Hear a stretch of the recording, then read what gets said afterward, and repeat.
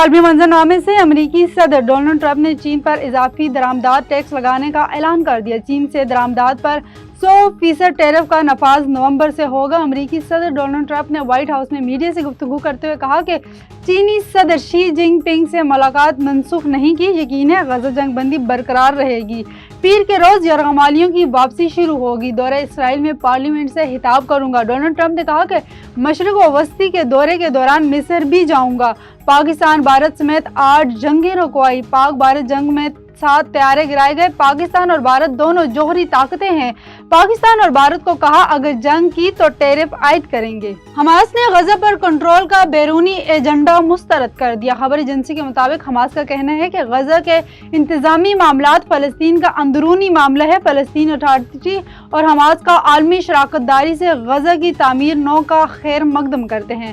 Hamas اور فلسطین authority کے جاری مشترکہ اعلامیہ کے مطابق عرب ممالک سمیت عالمی دنیا کے غزہ کی تعمیر نو کے لیے اقدامات خوش آئند ہیں۔ اسرائیل نے ممکنہ رہائی پانے والے 250 فلسطینی قیدیوں کو لسٹ جاری کر دی ہے۔ چین نے درجہ بند سمارٹ ڈرائیونگ تشخیصی نظام متعارف کروایا ہے۔ یہ نظام گاڑی سازوں کو ترقی کے راستے مہیا کرتا ہے اور صارفین کو زیادہ باخبر فیصلے کرنے میں مدد دیتا ہے۔ مزید تفصیلات جانتے ہیں بیجنگ سے شاہدہ فراز خان کی اس رپورٹ میں۔ چائنا آٹوموٹیو انجینئرنگ ریسرچ انسٹی ٹیوٹ نے ملک کا پہلا اہرام نامہ تشخیصی فریم ورک شروع کیا ہے۔ یہ کثیر سطحی معیار ہے جو سائنسی اور مضبوط انداز سے خودکار ڈرائیونگ کی صلاحیتوں کو درجہ بند کرنے کے لیے ڈیزائن کیا گیا ہے۔ یہ نظام گاڑی کی تکنیکی اور کارکردگی کی معیاری اقدار کو ناپتا ہے اور اسے 3 سطحوں میں تقسیم کیا گیا ہے۔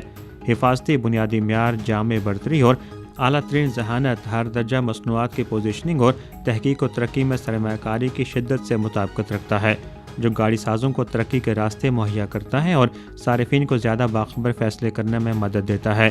انہیں یہ نظام گاڑیوں کی 100 سے زائد اقسام کے جائزوں سے حاصل ہونے والے 1 دہائی سے زیادہ کے ڈیٹا پر مبنی ہے۔ اس نے چین کی سمارٹ ڈرائیونگ انڈسٹری میں ایک خلا کو پر کیا ہے۔ تشخیصی فریم ورک کے ساتھ ساتھ ادارے نے ذہین، کاکپٹ اور حفاظتی ٹیسٹنگ کے حوالے سے 2 تکنیکی روڈ میپس بھی جاری کیے ہیں، جو اگلے 5 سالوں کے لیے تحقیق و ترقی کی ترجیحات اور تصدیقی طریقوں کا خاکہ پیش کرتے ہیں۔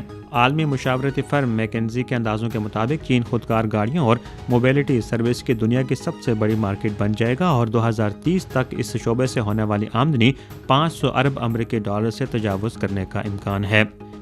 چین کی جانب سے گاڑی سازی کی صنعت کو جدید خطوط پر استوار کرنے سے صارفین اور کاروباری اداروں دونوں کے لیے نئے ثمرات لائے جا رہے ہیں۔ Shahid Afraz Khan, A1 TV, Beijing.